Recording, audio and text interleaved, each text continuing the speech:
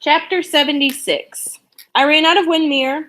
It's dark out now, nearly time for supper. My feelings leak out of my eyes, crumpling my face, heave through my frame as I imagine the dogs, hoping for a rescue, staring at the door as the smoke billows in. Where to go? I cannot face the liars at Cuddledown. Redgate might have Will or Aunt Carrie. The island is so fucking small, actually, there's nowhere to go. I'm trapped on this island where I've killed those poor, poor dogs. All of my bravado this morning, the power, the perfect crime, taking down the patriarchy, the way we liars saved the summer idol to make it better, the way we kept our family together by destroying some part of it. All that is delusional. The dogs are dead. The stupid, lovely dogs. The dogs I could have saved. Innocent dogs whose faces lit when you snuck them a bit of hamburger, or even said their names. Dogs who loved to go on boats, who ran free all day on muddy paws. What kind of person takes action without thinking about who might be locked in an upstairs room?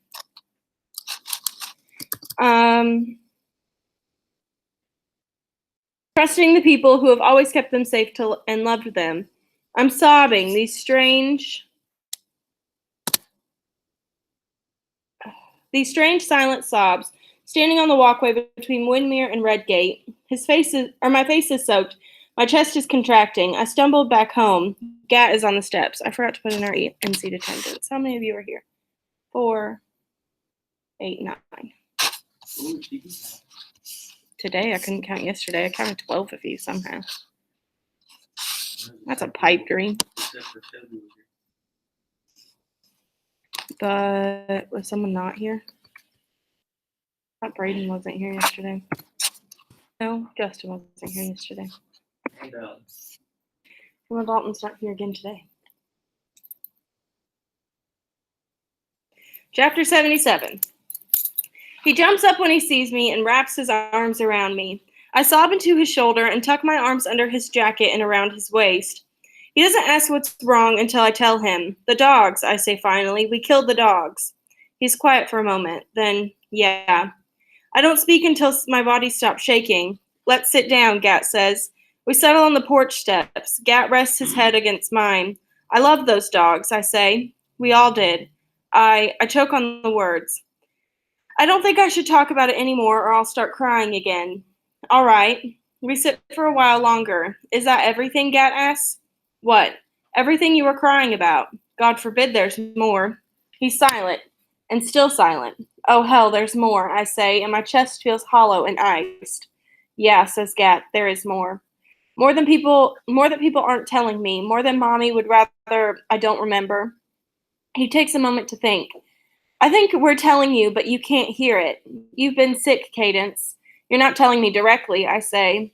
No. Why the hell not? Penny said it was best, and well, with all of us being here, I had faith that you'd remember. He takes his arm off my shoulder and wraps his hands around my knees. Maybe Preston's right. Maybe she is dead. Gat, my Gat. He is contemplation and enthusiasm, ambition and strong coffee. That's been repeated like 6 or 7 times throughout the book. What's that called? Repetition.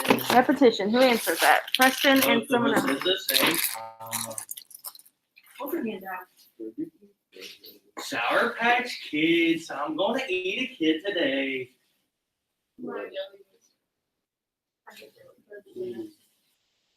Ooh, well, I think I got more meat.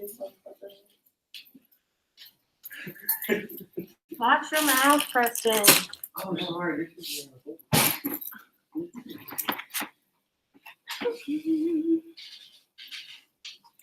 I love the lids of his brown eyes, his smooth dark skin, his lower lip that pushes out. His mind. I kiss his cheek. I remember more about this than I used to, I tell him. I remember you and me kissing at the door of the mudroom before it all went so wrong. You and me on the tennis court talking about Ed proposing to Carrie, on the perimeter at the flat rock where no one could see us, and down at the tiny beach talking about setting the fire. He nods. But I still don't remember what went wrong, I say. Why we weren't together when I got hurt. Did we have an argument? Did I do something? Did you go back to Raquel? I cannot look him in the eyes. I think I deserve an honest answer, even if whatever's between us now isn't going to last. Gat's face crumples, and he hides it in his hands. I don't know what to do, he says. I don't know what I'm supposed to do. Just tell me. I can't stay here with you, he says. I have to go back to Cuddledown. Why? I have to, he says, standing up and walking. Then he stops and turns. I messed everything up. I'm so sorry, Katie. I'm so sorry. He's crying again.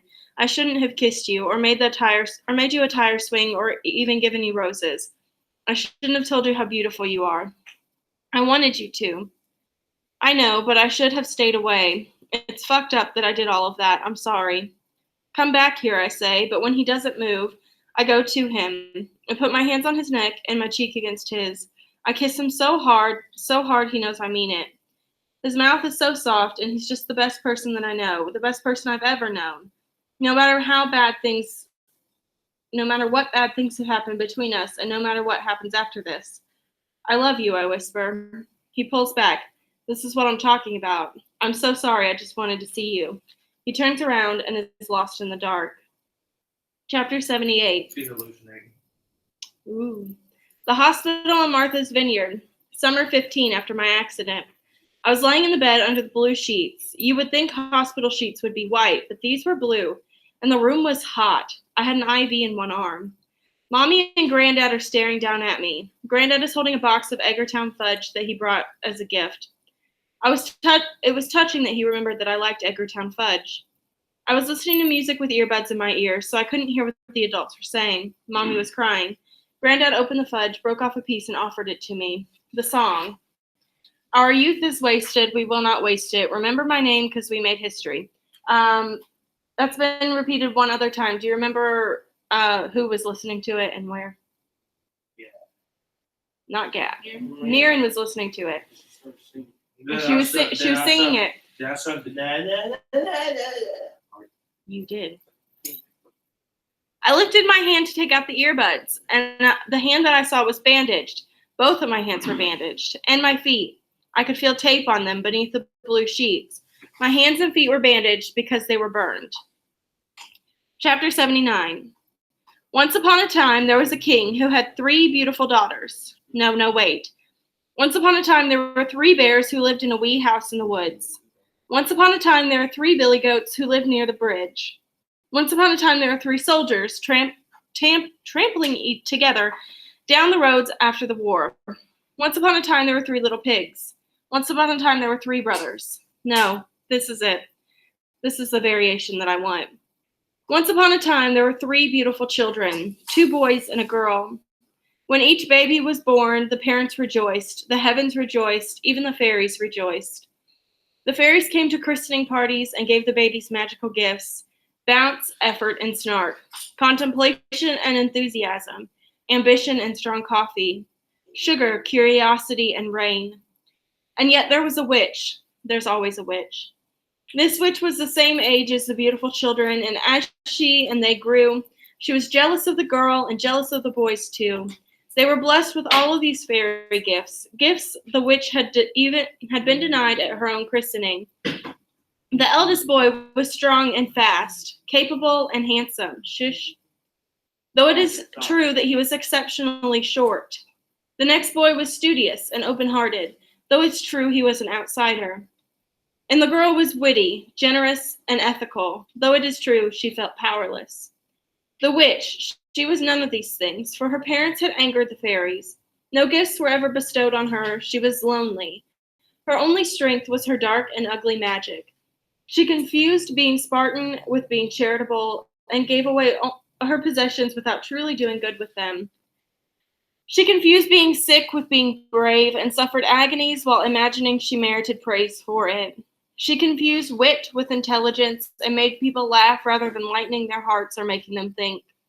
Her magic was all she had, and she used it to destroy what she admired most. She visited each young person in turn on their 10th birthday, but did not harm them outright. The protection of some kind fairy, the lilac fairy perhaps, prevented her from doing so. What she did instead was curse them. When you are 16, she proclaimed, the witch in a rage of jealousy. When we were all 16, she told these beautiful children, you shall prick your finger on a spindle. No, you shall strike a match. Yes, you will strike a match, and you will die in its flame.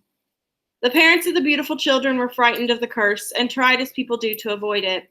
They moved themselves and the children far away to a castle on a wind-swept island, the castle where there were no matches.